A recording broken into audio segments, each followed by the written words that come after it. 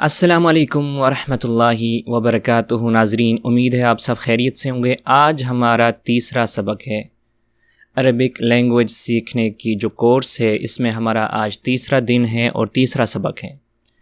آج ہم سیکھیں گے کہ اگر دو لوگ عربی میں آپس میں بات کر رہا ہو، ان کا تعارف چل رہا ہو اور ان میں سے ایک اپنے کسی تیسرے دوست کا یا بھائی کا تعارف کروانا چاہتا ہو تو وہ عربی میں کیسے کروائیں گے؟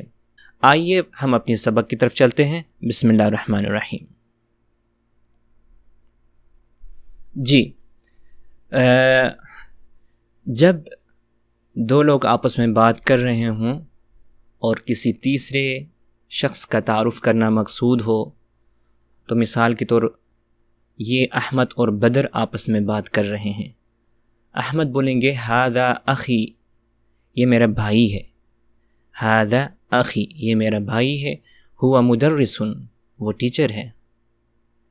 اور اس کے جواب میں بدر اس کو خوش آمدید کہیں گے، اہلا و سہلا، خوش آمدید۔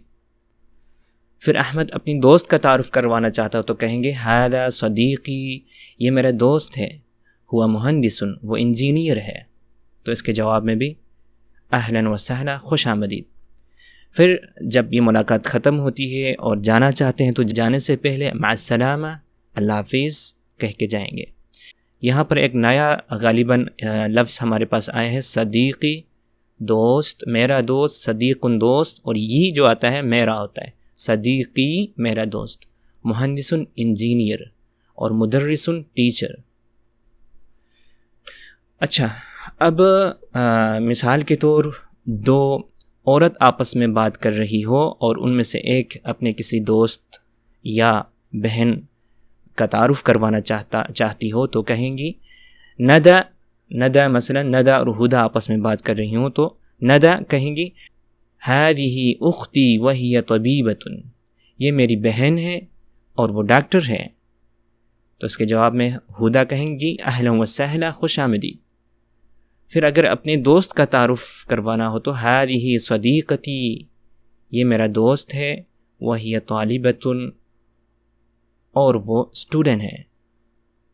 یہاں میں نے غلطی سے ٹیچر لکھا ہے، لیکن وہی طالبۃ، اور اگر ٹیچر لکھنا ہو تو وہی مدرسۃ، مؤنث کی تعارف مقصود ہو تو ھذا کے جگہ پہ ھذہ آئے گا، اختی، اور ہوا کے جگہ پہ یعنی مرد جب ہو تو ہم نے کہنا تھا وہو طبیب، اور جب عورت کے بارے میں کہنا ہو تو وہی طبیبۃ، اور وہ ڈاکٹر ہے۔ اور یہی چیز یہاں پر بھی ہے، وہی طالبۃ، اہلا و سہلا، خوش آمدید، مع السلامہ، اللہ حافظ۔